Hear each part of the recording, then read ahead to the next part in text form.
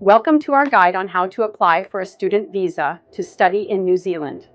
Whether you're applying for the first time or just need a refresher, this video will provide you with all the essential details. Let's get started. This guide is for first-time international students who have never had a New Zealand student visa approved before. By following these steps, you can ensure a smooth and faster application process. However, approval is not guaranteed. You can apply for your student visa online at the Immigration New Zealand website.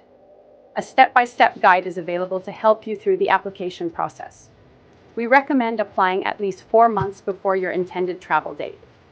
However, allow at least 8 weeks for visa processing to avoid delays.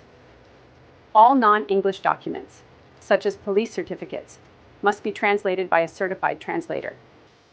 Providing English translations will help speed up your application. Do not book your flight until your visa is granted. Immigration New Zealand cannot prioritize applications based on booked flights. If someone helps you with your application, such as an agent or translator, they must be declared in the application using the Student Visa Declaration Form, INZ 1226. You can only apply for a Pathway student visa if you have an offer from one or more Pathway education providers participating in the pilot program. The program includes selected primary, secondary, and tertiary providers. Students under 10 must live with a legal guardian or in an approved school hostel. Those under 18 must provide a statement confirming their accommodation complies with the Education Code of Practice. Your visa conditions determine your work rights. If you work without authorization, it is a breach of your visa conditions. Eligible students include tertiary students enrolled in full-time programs of at least 2 academic years, or at level 4 or above.